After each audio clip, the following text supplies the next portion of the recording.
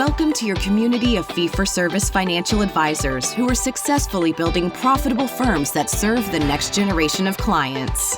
You'll learn from innovative advisors whose unique stories will inspire you to dream big and take action on your goals. Are you ready to live your great life and help clients live theirs? Then you're in the right place.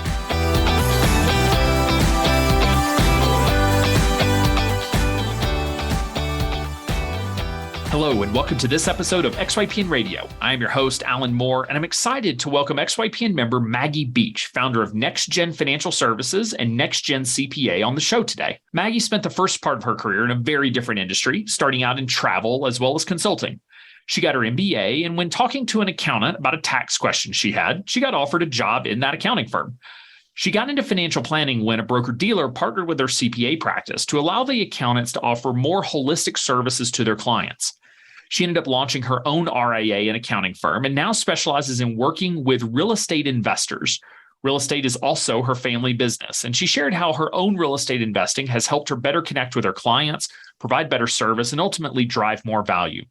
Maggie is clearly an expert on all things related to real estate investing, so it was a ton of fun learning about her process, how she helps clients, and how she stays on top of the ever-changing world of real estate. All right, without further ado, here's my interview with Maggie.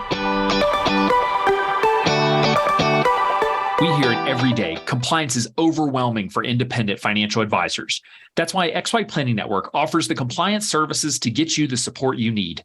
Let our experts become your experts through our initial registration service designed to help you navigate your initial state or SEC registration. Get your firm up and running with our ongoing compliance coaching to hone your compliance program so that it grows with you. Want both? Our first-year compliance foundation service helps you build a custom-tailored compliance program while you get your firm registered. Go to xyplanningnetwork.com/compliance101 to get the compliance support you need and let us take the guesswork out of the process. Hey,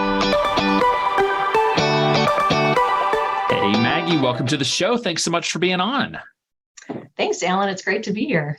I am so excited to have you on to share your story as a career changer, as an accountant, as a financial planner, as a real estate expert, real estate investment expert. You have a plethora of careers behind you and just amazing insight and knowledge. So I really do appreciate you taking the time to come on the show and share your story with us. Well, I'm so thrilled to be here. So let's start back. As always, I like to go back and sort of hear, people's journey into becoming a firm owner. So have you always been in financial services? No, actually, I haven't. I right out of college, I actually was in travel for a short stint and went back and got an MBA. And then I was out in Washington, D.C. And after a couple of years consulting with some small companies, my husband was transferred to Illinois. And so the two of us and our young son moved here to Illinois, and I took some time off. But then after several years, I don't know, maybe around 2008, we had kind of a wonky tax thing going on. So I took it to a local accountant and had him look at it. And he's like, everything's good, want a job. So I ended up going to work for him. That's one way to get into accounting. Well, it was pretty fun. I loved it. It was, tax. People like tax. And I loved it just because it's like a puzzle. So I kind of stuck with it. I actually went to work for a different firm though, so I could work remotely. And I really was 100% remote. And at the time, kind of an anomaly, but I loved it because I was home with kids. That's very new. That's early days for an accounting firm to allow remote work. They still don't allow remote work today. So that's a cool find. It was a cool find. And the other thing too, it allowed me to, I was home with my kids, but I also liked it. So I was able to go back and start taking classes, which, was actually one of the things that got me to where I am today, because I was able to, at that point, take enough classes. And shortly after that, I actually sat for the CPA exam. And so by 2015, I had a CPA. And that part of it was really great because it allowed me then to really get into the area that I am today. I was working with a lot of real estate investors, doing all of their tax work for them, doing a lot of trust tax. So it really kind of paved the way for moving forward and getting into financial planning. So So was it a large firm, small firm, or what size was the CPA firm that you were at? Actually, it was a small firm. There were 5 of us, and it was the 2 owners were father-daughter, and then there were several of us that worked for them. I actually was a consultant. I was not an employee. I liked actually working for myself, but it was cool because she gave me so much flexibility and room to grow. And anytime I said, I wanted to go in one direction or another direction, she encouraged it. She would support it. So it really was a wonderful way for me to cut my teeth, to learn what kind of what the accounting industry was all about. And then, as I said, as far as the learning, she just, every opportunity she would support. So. Okay. Yeah. And did that firm have its own niche? Like, did it have a focus? You mentioned trusts and some real estate.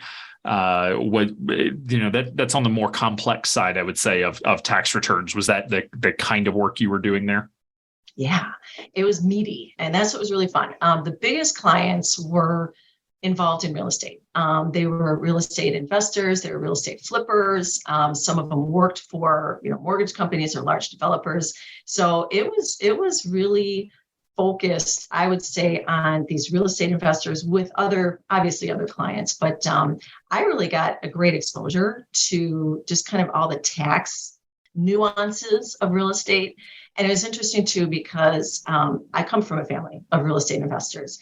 So at the same time, in 2018, my dad, 90 at the time, and his 88-year-old brother decided to split their portfolio of properties and let the next generation start managing it. So my sister and I then started managing his portfolio, and my cousins started managing my uncle's portfolio.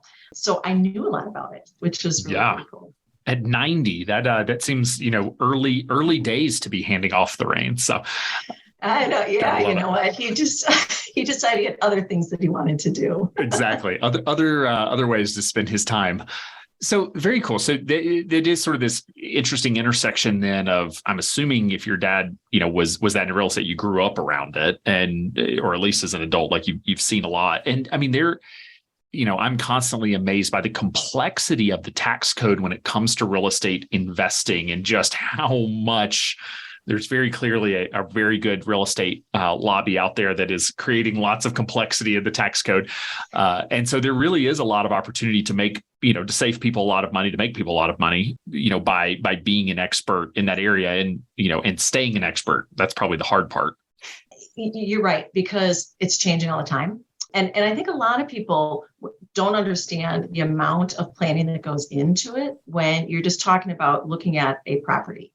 And understanding it from a tax perspective is really important. But what's also important is understanding it from an operations perspective.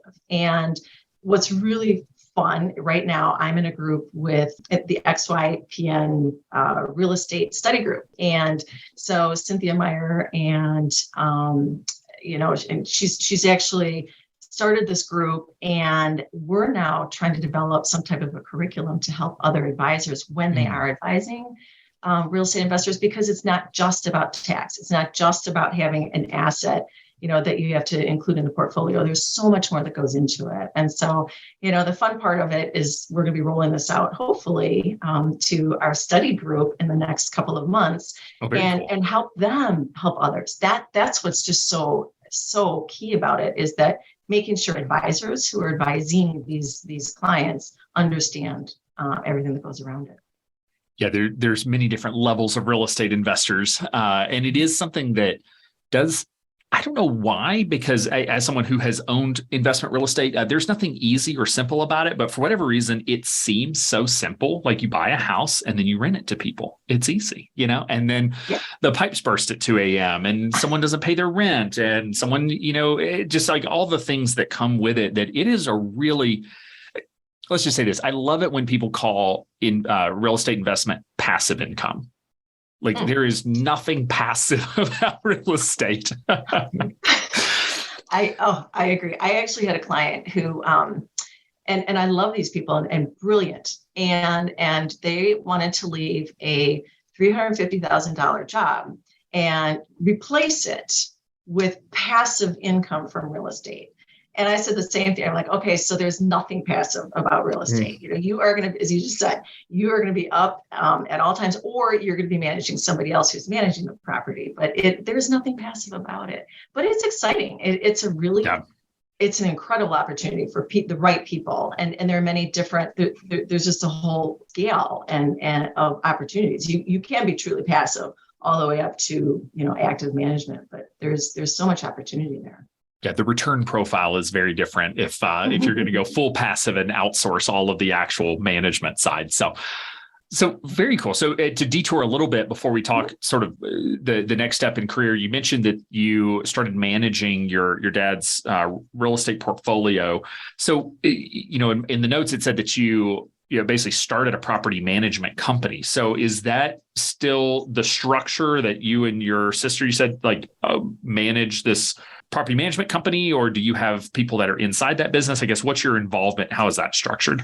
So basically, so my sister and I, we formed this property management company. She is a real estate manager. That's what she does. She manages properties. She owns properties. She and her husband together. And then I handle all of the financial side of things. That's actually how we got our name too, because our name is Jennings and we're the next generation. So it's JENN. It's not misspelled, but so the two of us have come together and we formed this management company. As I said, I take care literally of all the accounting and all the tax. She takes care of leasing, all of the boots on the ground type of stuff. And now, actually, sidebar, we're actually getting ready to break ground on a huge development.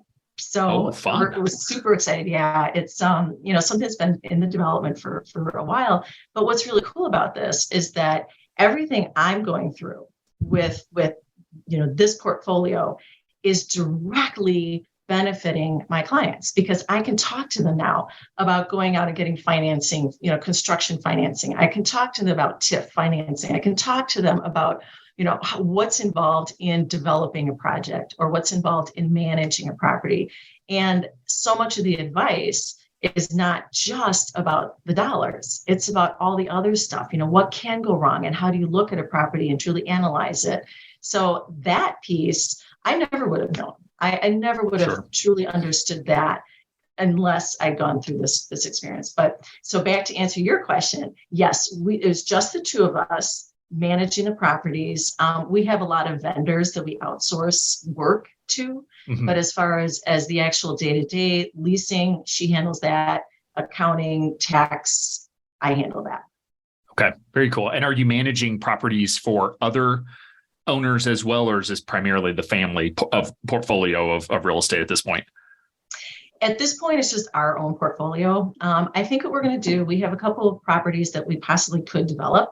So I think we're going to be focusing our efforts really more on development at this point than management. Very cool. And so at that point, if that's really the path that we go, then obviously we'll have to expand. But for the time being right now, we're managing the properties. And it's fun. It's commercial, it's residential, it's a little bit of everything. So we are getting a lot of exposure to different types. When I was in college, I think I took like a career assessment, where they ask you a bunch of questions and it makes recommendations. And my top 3 career recommendations, number 1 was entrepreneur, which I thought was just a mean thing. It's just like, what does that even mean? Like, there's so many ways to be an entrepreneur, but financial advisor was on there. And so was commercial real estate developer. And so I just have to assume that just the vision to be able to do actual development and be able to get a project from idea all the way through breaking ground and just the whole process that goes into that is a very similar skill set to entrepreneur. You just have to be entrepreneurial in order to make that happen, because that's really the skill set. Absolutely. Very cool. And it's also just being able to, as you said, visualize. And I think that's part of being an entrepreneur, visualize the possibilities and then be able to communicate that. I mean, you have to go up in front of a group of people. It might be a village or a town or whatever it is, but you have to sell this project on a lot of constituents and that part of and making sure that you have the right team in place that's actually going to make it happen. So there's that's an entrepreneur right there. Yeah, absolutely. So cool. Okay. So you started the property management company back in 2018. And then what was sort of the next step for you? You're working in this accounting firm, and it sounds like made the decision to go independent. So what was that next step for you?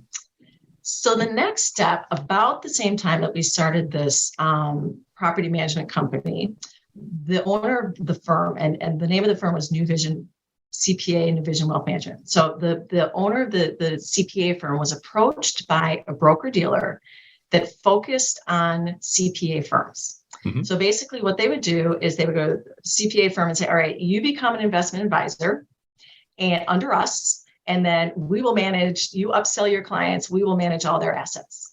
Mm-hmm. So of course, the two of us said, we'll do it. And we got our Series 7, got a Series 66. So by summer of 2018, we started this wealth management firm.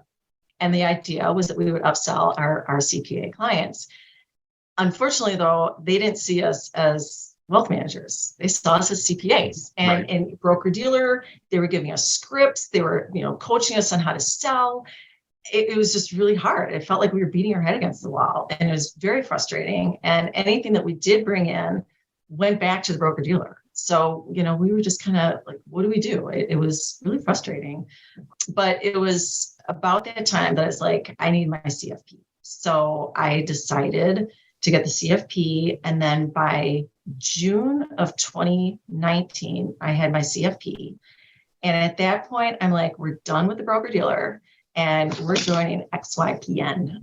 So we joined, I want to say it was like August 1st. And at that point, XYPN was phenomenal. I mean, trying to break from the broker dealer and get ourselves registered as an RIA was, I was really dreading it. But everybody at XYPN compliance department was amazing. Just kind of literally walked us through. And when I say us, it was really me, because my partner at this point, she was pretty much out of any of the wealth management piece. She had other projects going, and her mother was very ill. So XYPN kind of stepped in, and they became my partner and helped me get through this whole process. So by October of 2019, we officially launched our RIA. And that was kind of the birth of where I am today.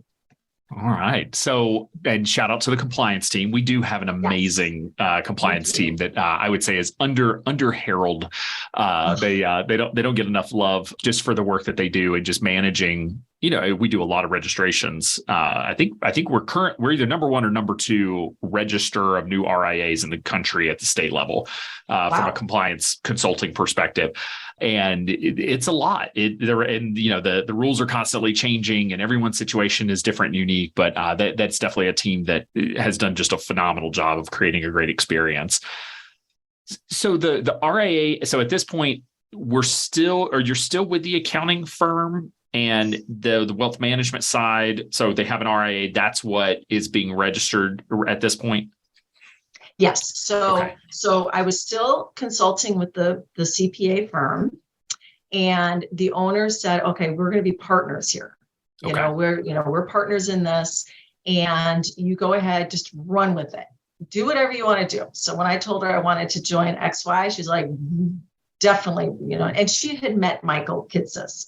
She actually interviewed him at an AICPA conference and stuff like that. So she had some interaction. She knew about XY and was fully supportive, but at that point really focused on other things. So we were partners in the financial planning, and then I was a consultant in the CPA side of things. Okay, got it. You like complex business relationships, I can tell. That's awesome. No, part of that is just the regulatory structure and environment. Oh yeah, that's where compliance has continued to help me. So the relationship didn't end there. They continued because there's more to the story. All right. So let's keep going. So you get registered. You said we're around the end of 2019 now. You have a partner in this RIA, but she's not focused on the RIA, I guess. So what were the next steps then? So the next steps then, 2019 came to a close, and after getting registered, I want to say we were registered in around October of 2019. So I was just so excited about what 2020 had to bring. And my brick wall was not actually the pandemic. What happened to me was that my partner decided at that point, and she, as I said, she just had a rough year. She lost her mother at that point and had some other things and had the opportunity to sell her practice, her CPA practice. So she decided, she sold the practice and she was out, and she kind of handed everything over to me and said, it's yours. So I found myself at the beginning of 2020 without a CPA firm, yet a lot of clients wanted to continue to work with me. And I also found myself with an RIA. So I then had to kind of deal with uncoupling and changing and, moving all this stuff around, and made a really strategic decision. I decided that I was definitely going to start a CPA firm, my own. And so that's where NexJenn CPA came in. And, but the financial planning was still under the old name. So anyway, I decided I was only going to take accounting or tax clients if they were going to engage in financial planning services. Okay. And there were a few clients, legacy client, tax clients that I just loved and had really complex tax situations. So I kept them. But all the others, I just said, unfortunately, if you're not going to engage in this side, then I'm not going to be doing this side. Okay. So we then had to kind of progress and take a long, kind of slow journey to transfer things from the old financial planning firm over to this new financial planning firm that I formed, which is the NexJenn Financial Services. So compliance kind of helped me, uncouple from my partner and move everything in a way that was compliant. And it took a long time. It actually, just because of some of the stuff she was going through, we really didn't finish that whole process until 2021. Oh, wow. Yeah. So it wasn't as simple. It wasn't like she just took her name off the website, the RIA registration, and gave you half the equity. Like, you actually formed a new entity, newly registered RIA, and then transferred everything that was in the joint RIA to this solo RIA. Yes. Oh, wow. That is a process. Yeah. And, it was done that way for several reasons, just because she's had some incredible opportunities and she's off doing some amazing stuff. And we both just wanted to make sure there was nothing residual that would affect either of us moving forward. And it was, as I said, she's an amazing person, and it was just a really great experience. She helped me, and it worked out really nicely. So were you able to still bring clients in during 2020 while you're in this transitionary period, or did you have to push pause on sort of new client growth? So I was actually able to bring in new, because at that point we were still registered. Sure. It was more our own personal things that we were trying to untangle. So from a regulatory standpoint, we were okay. And it was pretty fun because I had a really big growth year. I mean, I'm small. I'm not one of these big firms, but I had a really big growth year. And it was super fun because all of a sudden I saw like the number of clients coming in and interested because of me. It wasn't from the tax firm. It was stuff. It was the niche that I was in. It was what I had to offer. So that part of it was really fun. So 2020 was a big growth year for me. It was a crazy emotional year because of the pandemic and trying to start the accounting thing and all of that. But the planning part was kind of like, for me, that was my breath of fresh air because it was conversations. It was helping people. It wasn't, trying to jump through hoops to get a business started or, file tax returns by a deadline. It was more the relationship type stuff that I love to do. So you have the financial planning firm now, you have NexJenn Financial Services. You also have NexJenn CPA that's doing, so you have the accounting side as well. And then and you said, other than a few legacy tax clients, pretty much anyone who's hiring you is engaging in tax preparation, tax planning, and comprehensive financial planning, which I would say, I know when I say tax planning, like it's a separate service, most advisors who are tax centric would argue that those two are inextricably linked. The core of the planning process is the taxes, but that's a really comprehensive, service that you're providing those clients. It's funny because I feel like I can't do one without the other. especially when it comes to real estate. And as we talked about earlier, I mean, tax is just linked into any kind of planning for real estate investors. So when I talk about tax, yes, I do tax planning, but I consider that just a really big part of the financial planning that I'm doing. So I've actually been working with Monique at XYPN, and she's kind of been trying to help guide me, like, you gotta start differentiating a little bit with the tax versus the planning. And it's a struggle because it is such a big part of it. And, when people come to me for financial planning, I'll have a real estate investor say, well, I'm looking for a financial planner. We'll talk about what they're looking for. And then it turns out that they need financial planning, but a big part of that is tax related. Or they'll come to me and say, can you do my tax return? And we'll start looking at their situation. Like, you need more than a tax return here. You need whole on planning. And so that's where, this holistic planning comes in. In some cases, it has to really include in-depth tax planning.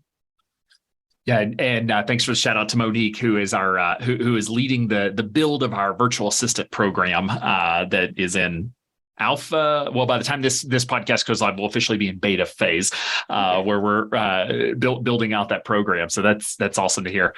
When I go to your website, on the homepage, it says NexJenn Financial Services provides tax-centric, holistic financial planning for real estate investors and landlords. I think you have gotten very specific with your niche. I love this. I always love a good specific niche. So I guess what percentage of your clients at this point own investment real estate? Is it the majority? Is it all? Is it half? I would say, well, it's either own or are in the process of owning. That, because a lot of people come to me and say, all right, I'm getting into real estate right now. I don't have any real estate at the moment, but I want to purchase real estate. So I would say people who actually own, it's probably about 75%. And then I have another probably 25% that are on track to purchase or inherit. I have two niches. I kind of have a split personality because when I first started, before I realized real estate was my niche, I actually was focusing on kind of the sandwich generation and caregivers, and got really involved in a lot of centers of influence there. And I'm involved in a lot of networking groups right now in that realm. But I'm finding that so many of these people are getting ready to inherit real estate. And a lot of that generation, their parents owned real estate as an investment. And they might have a 4 flat or a 6 flat. And I'm finding that my clients who are geared up to inherit this don't know what to do with it. Should they keep it? Should they sell it? Should the parents just sign title over to them? And I'm like, all right, we got to talk through all of these options. Yep, there's a lot here. But yeah, so I'm finding that working with that niche is really bleeding into the real estate because it's such a big part of either their inheritance or their future, what they're looking at. They have an asset that they're going to have to think about. So, and real estate is such a tangible thing to inherit. I always found clients almost never would actually sell the property because in the end, it was like this expectation they had for themselves that they had to keep this property and keep doing it because mom or dad left it to them. And so it has, it's not just the financial side. There's a lot of emotions tied up, especially in an investment that you can go kick. And it's just different than if you inherit stocks or bonds, right? Like sometimes company stock might fall into that, but still it feels intangible. Real estate's very tangible. That's a really good point. And it's interesting because I've actually developed, my own little spreadsheets. And when I can walk them through that analysis, and a lot of times, you look at the IRR on a property and I'm like, all right, do you really want to hold on to this? Did your parent really want you to keep this? Or were they trying to give it to you? And we look at, okay, if you sell it, what can you do with the proceeds? And a 4 flat back in the 80s is kicking out a lot of different income than it is now, today. And as we know, the market's changing all the time. And is it worth them keeping? In some cases it is, in some cases it isn't. But it's running that analysis for them, which helps them actually make the decision whether or not it's worthwhile. That makes sense. I'm curious with the clients that don't own real estate, do you find you spend a lot of times talking people out of buying real estate? Or for the most part, just like everyone ultimately, if they're coming to you to meet with you, they're ultimately going to end up buying. I'm just curious because that's something that I face some in my career of just like trying to talk people out of buying things sometimes was actually what was most helpful. That's a good question. I don't think it's my job to tell people to buy or not to buy. Fair. What I always tell people, I'm like, I am here to help you make a really good decision.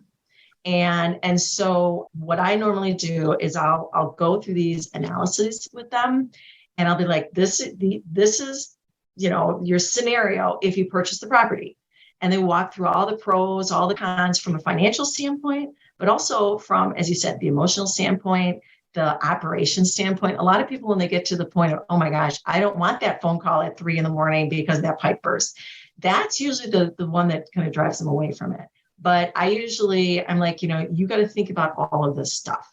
And that's part of what this program that Cynthia and Scott are putting together is like helping coach these clients through that process. Like, do you truly understand what's involved in this from A to Z? Getting into the property, what can go wrong? What do you have to do? And then getting out of the property. And so that I feel like my role is to walk them through that. And then I tell them my stories. Like, I don't want to scare them, but I'm like, all right, I've been in this all my life. As a kid, I remember walking in, my dad is building this thing, we all had hard hats and we're walking around all the way to, that when that strip mall was built and, all the stuff thereafter. Having those real stories, I think really helps the clients put themselves and visualize, okay, is this right for me? Is this not right for me? And so I don't talk them out of it, but I try to give them like the real picture. Like this is what it's really like. Yeah. Yeah. Because as we were talking about earlier, like it's amazing how much it's glamorized. You watch HGTV and you think like flipping houses is super easy. And unfortunately, a lot of people lose a lot of money, and not just in 2008, taking on projects that they just aren't qualified to take on, or just sink too much of their net worth into real estate. I hear you. It's funny. I've heard a couple people refer to it as an ATM. I'm like, the opposite. Like you're feeding it. Yeah, it just eats cash. That is funny. An ATM, yeah, not quite. That sounds like a TikTok influencer. That would you say the majority of your clients' investable assets and such are tied up in real estate? Like again, maybe that's a bit of a misnomer, but that seems to be like once they're into real estate, it's like almost impossible to get them into a Roth IRA. It's like all the cash just goes into the next property. So does that make up the bulk of their investment wealth? I do. I have several clients where it's a huge part of their financial, net worth.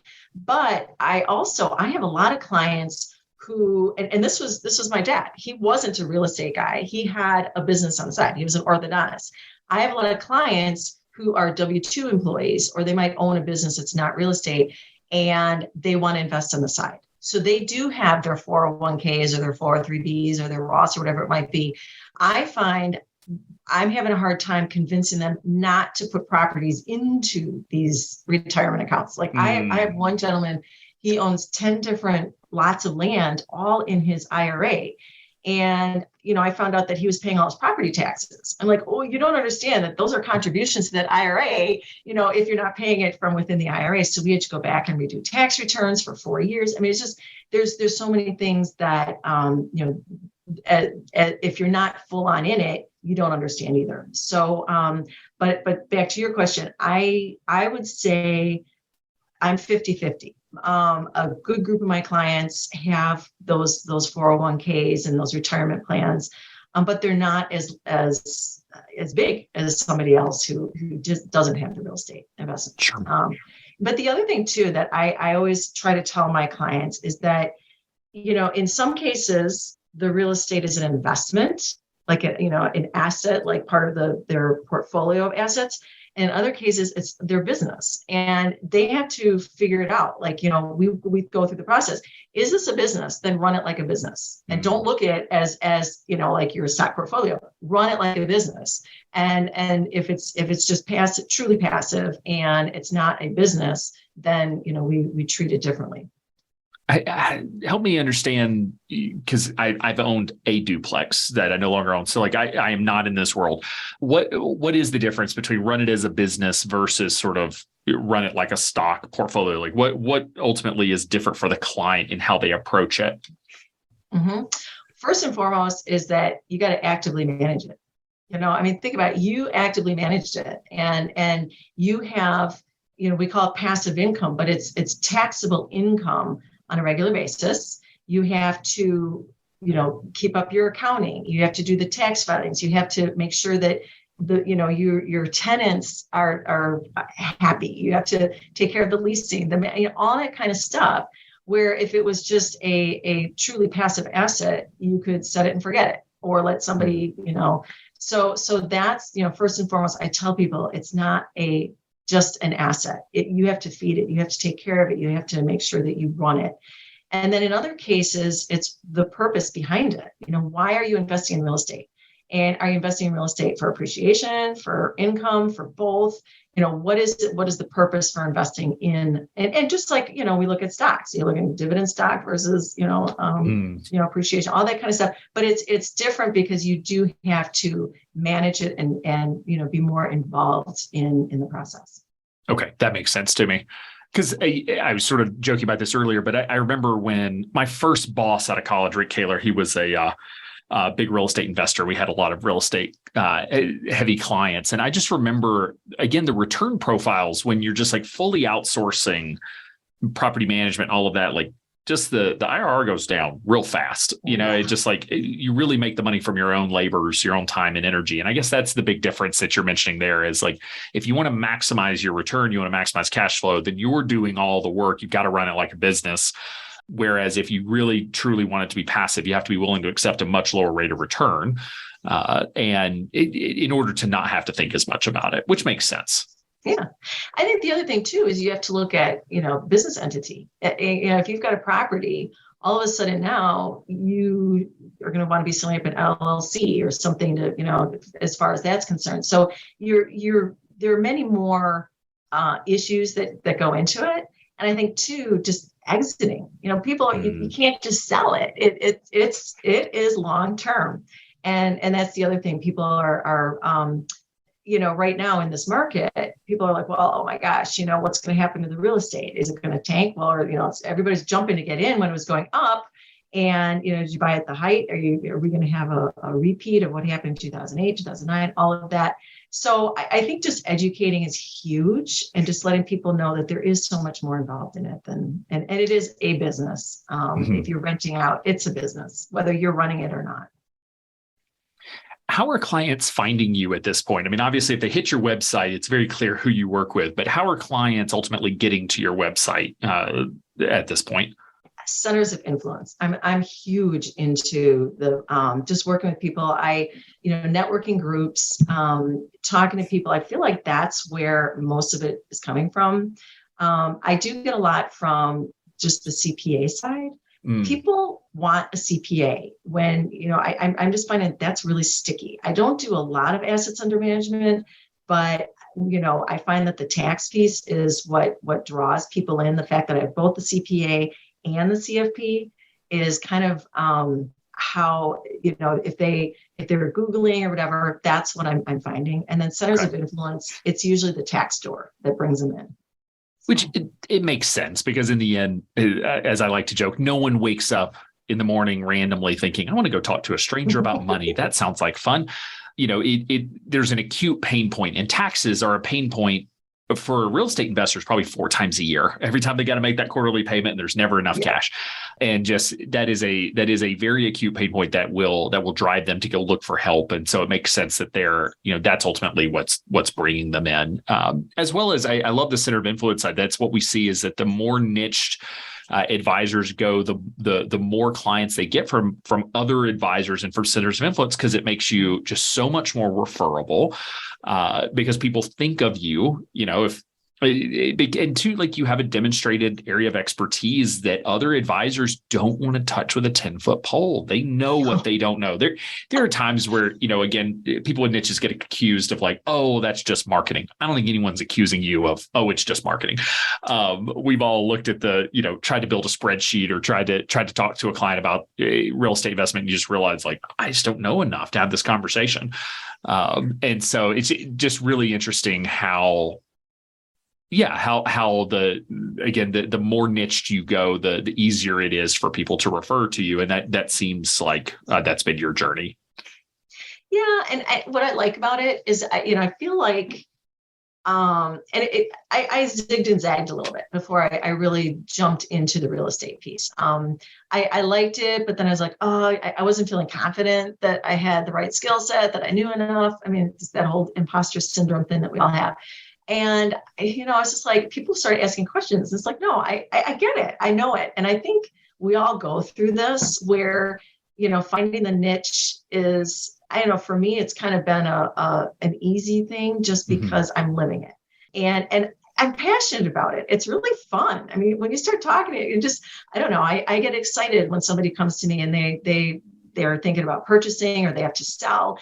It's so fun because the planning that we can do and the money we can save them and the opportunities, there's so many different areas that we can go with it. So I think, anybody who's finding a niche, it's, we all find it differently, but it's, to me, once I got passionate about it, then it was really fun. Yeah, I mean, you definitely, I don't want to say you fell into your niche, but it was clear, like, where you were going. You grew up in this world. You ended up in a tax firm that's doing a lot of work here. I mean, it makes a lot of sense. And for advisors who are looking, who don't have that sort of natural niche that they're evaluating, it can be daunting. And so, where do you go for continuing education, learning about real estate investing? Are there designation certifications? Obviously, it sounds like the study group's going to be putting out some really cool materials. So maybe that's an indicator there's nothing out there. But yeah, are there places to go to learn, or is this really a trial by fire type learning process? Yeah, good question. There are a couple of real estate centric organizations out there. And so, CCIM is a big one for commercial real estate, and they have a lot of courses, but it's, you have ones, your bigger pockets, you have some of these other ones that websites and podcasts that you can listen to. There's not really any kind of a true designation per se. And I think it's a real collective type of education. I mean, you got to know about real estate management. And I actually have toyed with the idea of actually going back and getting a real estate license just to understand the nuances of it. I'm kind of a little tapped out at this point. I did a lot in a lot of years. You've done a lot of education. Yeah, especially in the last 10 years. It's been a lot. I know. Way too much. I mean, I wasn't collecting letters. I was doing it for the education, but it definitely, I don't know if I need any more letters behind my name, but I do feel like, continuing education, I have to keep up on the tax piece because that's changing all the time. Yeah. And, thank you to the IRS. They are keeping me and people like myself in business. It's so true. And who knows what's going to happen? It just changes all the time. But then I do go to these professional organizations like CCIM because they are teaching it from the industry perspective, not like a tax perspective. So just understanding kind of, what is the market? What does it look like? How do you learn the market? How do you look at a property and what are the certain things that you look at when you're evaluating a property? That type of stuff, not financial, but, from an environmental type of thing. So CCIM does that type of training and education that's more directly to those who are looking at buying or developing. Yep. Okay, and cool.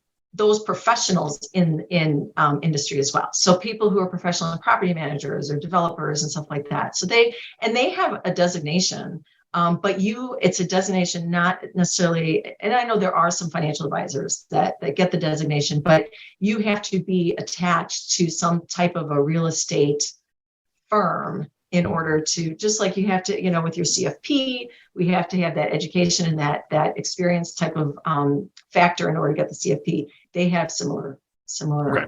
requirements. And like the Series 7, you have to sort of attach it to a broker dealer. It sounds like maybe that's the same. You got to attach it to a real estate firm. Yep. So you seem like a little stretched, if we're being honest. You've got a lot going on. You seem to be handling it very well, but you got a lot going on. But that also seems like your personality. Like you probably enjoy having a lot of different projects and irons in the fire. You've got this huge development project coming, it sounds like, and you're growing the firm. You've got the tax side of the practice. What do the next couple of years look like for you? Where's your focus going to be in terms of, are you going to try to grow the practice? Are you focused more on the real estate side? Are you going to do both? Like where will your time and attention be put over the next couple of years? So I guess I put up a very good act. I feel pulled in so many different directions. And so I think, all of this this was reactive in many cases, like, starting the real estate management company was reactive, starting the CPA firm was reactive. So I started building these things and oh gosh, I was listening to a podcast and I can't remember which podcast and I wish I could give credit, but the person who was talking about building bridges, and entrepreneurs start building these bridges. And then we build part of it and then we move on to, we lose focus and we go start building another bridge and then we lose focus. So we have all these little, partially built bridges. And, they were saying, you just got to finish that one bridge first. So I feel like at this point, I really need to finish building my bridge. The CPA firm, that bridge is done. I feel like the financial planning, it's still evolving. This is where working with XYVA, working with Monique has been really great because I'm realizing that, I'm still treading water on it. And so getting more focus, getting more help. I mean, that's the big thing. Just being able to offload some of it is huge. And the other thing is, what do I offload? I am one of those micromanagers. I want to do it all because it has to be done my way. Well, working with somebody is going to help me, I think, just offload that other stuff so I can focus on growing the business. And for me, growing the business is going to be being able to be, face to face with my clients. And I want to really streamline my process and make sure that, okay, I have this process that is, I can hand off like all of the administrative pieces and then, do my little prep work, show up and do my follow-up work, but not have to worry about all that little administrative nitpicky stuff in between. Yeah, I mean, I think anyone who owns a business knows that, we all think of like, oh, I'll start a financial planning firm and spend 90% of my time doing financial planning. Like that is not how it works. We spend 90% of our time running the business, doing compliance and marketing and sales and all the other parts. However, there's certainly a long list of things that can be outsourced. In EOS world, they have a tool called Delegate and Elevate. I've also heard it called Genius Charts, where it's a quadrant, and I love doing this, I hate doing it, I'm great at doing it, I'm not great at doing it. And so, it's like I hate doing it, I'm not great at. That's like prime handoff to somebody else, because there's somebody who loves doing that work and is really great at it. And so often we sort of think of it as like the crap work that no one's going to want to do this, but like that's where somebody really, really loves to do. There's a dangerous quadrant, which is I'm really good at it, but I hate it. That's a tough one because that's what people tend to give you more of. They're like, you're so good at it, just here's more. And then if it's like, I'm not good at it, but I love it, we try to encourage training and education to get that to something either you're great at. And if you can't get there, you got to hand it off. But then that great at loves it. Like that's where you want to be. Like that's where you want the 80 to 90% of your time spent on the tasks in that quadrant. And, it is hard when you're a solo shop, you do all of it. You don't have a choice, right? That is the game, the name of the game of entrepreneurship. However, as quickly as possible to start shedding some of those other quadrants is just so key. And I don't mean to make it sound easy. It's hard to begin to delegate, to begin to train, to find that rhythm of just because they don't do it your way doesn't mean it's not okay. that sort of thing. But it is a bit of our own sort of training process to learn how to do that. But it's so necessary if you want to be able to, take a vacation, much less like be able to do all the other things you want to be able to do, just like actually be able to turn off work. You've got to be able to do that. I love that. I love that quadrant. I mean, in my head, I'm visualizing what goes in each of those quadrants. Yep. What an incredible visual and what an incredible tool, because, I did try to spend a week doing listing, what do I love, what I don't love. And I did the exercise, the top of the page, bottom of the page. And it was funny because there's a lot on the bottom of the page. And when I started working with Monique, I'm like, okay, I want to give you all of this. And it's just like, but I can't, there's some stuff I just can't. And she's really good. But I think having somebody who's not as close to it to talk through is really important, because they see things that you don't, and you're like, but duh. And they're like, no, that's not a duh. That is, and they're able to help you realize that there are ways around if it's bogging you down, or better ways to do it. But that's super important. So going it alone is just having somebody to bounce it off, I think, is super important. Yeah, absolutely. It is interesting with over 1,600 members of XYPN. There are 1,600 ways of doing note taking or prepping for meetings, or there's 1,600 different meeting agendas that people are walking into the same discovery meeting with. And that's one of the things that Monique and I are working on, is that how do we just get down to best practice? And it's not like, well, how do you do notes? We'll do it your way, because really advisors just develop their own way because no one ever told them any other way. So it's more like, here's 2 to 3 ways we have found that this works best. Which way would you like to do it? Just because that there's so much of that stuff. We spend so much bandwidth as advisors, as entrepreneurs, designing and just reinventing wheels over and over and over, because that's a hard thing to package and train on. And also, we run an independent model, so you can do notes however you ultimately want. It's the blessing and the curse of being independent. But it can be a lot. And so, that sort of you're at this sort of critical junction where you're starting to hand off tasks, which, again, I'm one who just sort of says I don't know, just do it, and then I swoop back in a week later. I'm like, this wasn't good. I'm like, no, how do you train? How do you hand things off so that you're sure you get consistent results and that people know where to go for education, Loom videos, Google Docs, all the things. And it can be a little bit overwhelming, but it is an investment of time that ultimately pays dividends long-term, but it is an upfront investment that has to be made. I agree. And that's the thing that, I feel like a walking commercial for XY, but the thing that I've loved about XY is that, unlike the broker dealer, I can kind of, lay it out in front of my peers and get honest answers back. Whereas, the broker dealer, it was, if you weren't performing, you weren't, it wasn't you're on the chopping block. Exactly. And so I just feel like I've learned so much in my mastermind groups, going to the forums. There's so much information there. Sometimes too much. I get overwhelmed by, that's where my, kicks in. But what I love about it is these conversations. People, they'll hear you, my mastermind group, they listen, and they're like, I get links to resources that have worked for them. So I just feel like, we're all in the same boat and we're not competing with each other. But that to me has been the biggest help, is just, and I feel like I've been able to share with others.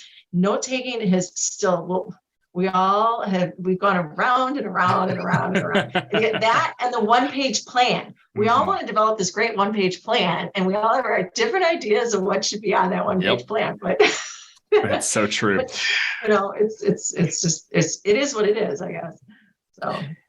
So yeah, you've had such a remarkable career and done so much, but really each step has led you down this path that you're now at, which is what's so fun about careers. Because in college, we're basically told you get your first job, and then you get promoted, and then you get promoted, and then you become the boss, and then you retire. It's like this linear path, which is not the path any of us took. But there's been these sort of learning components along the way, that these building blocks that have ultimately built this really cool business with a niche that's so needed out there, because there's so many people again, on the other side that are not doing right by consumers and they're peddling bad products, bad advice for a few nickels and dimes. But I shouldn't say that. They're actually making a lot of money, the people on the other side of that.